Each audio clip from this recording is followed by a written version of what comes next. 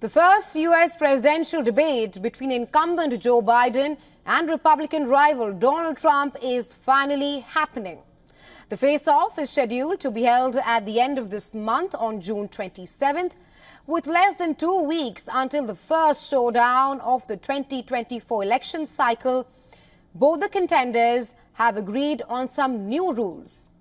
Well, American broadcast channel CNN will be acting as host for the debate. The rules for the debate have been laid out.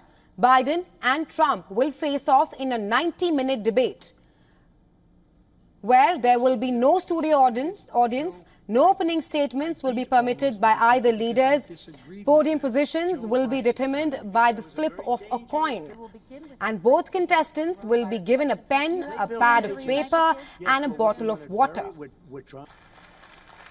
The debate will feature 2 commercial breaks and no props will be allowed. During the 2 commercial breaks, campaign staff may not interact with their contestant. Not only this, microphones will be muted throughout the debate except for the contestant whose turn it is to speak.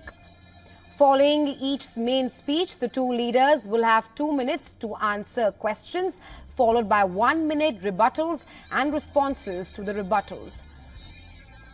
Well, the competition in Atlanta is circled as one of the most consequential moments on this year's campaign calendar, as both Biden and Trump will highlight their visions for the nation. It will be the first time the 2 leaders will appear together since their last debate in October 2020.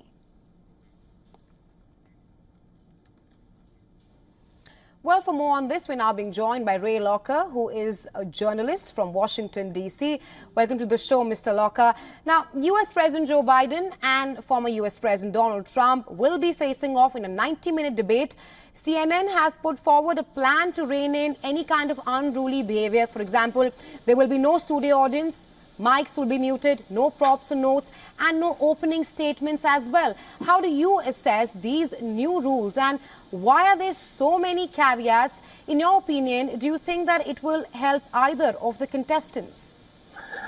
Well, I think it's great that we're going back to a format that was very similar to the 1960 presidential debates with John F. Kennedy and Richard Nixon.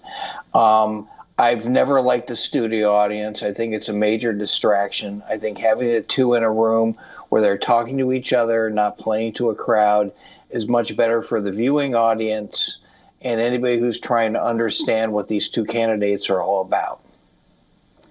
Right, Mr. Locker, with deviations from previous debate rules, like back in 2020, Biden almost asked Trump to stay quiet. How do you foresee the latest debate rules having a more significant impact on the strategy of the presidential contestants?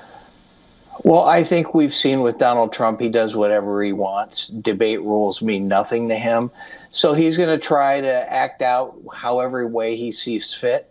I think President Biden's going to keep him in check. I mean, we've already seen Trump saying, I might try to lose this debate on person, as it's a kind of game the audience to set it up where people think he's not going to do well. I personally think he's not going to do well. I think Joe Biden will hand his hat to him because Biden's a much better debater and Trump really doesn't know what he's talking about. My last question to Mr. Locker, this debate that we are going to witness in just in the next 2 weeks is one of the earliest in any U.S. elections.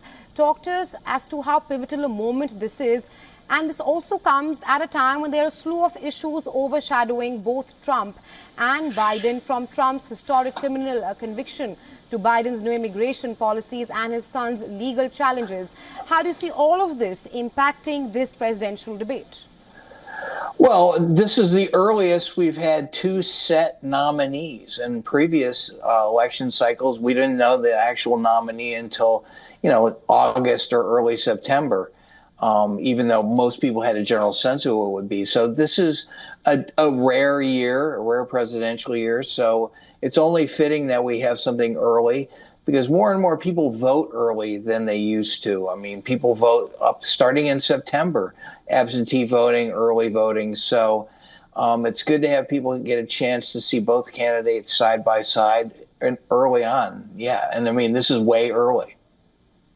Right, Mr. Locker, thank you so much for taking our time and joining us here on WION with your insights on this. Thank you.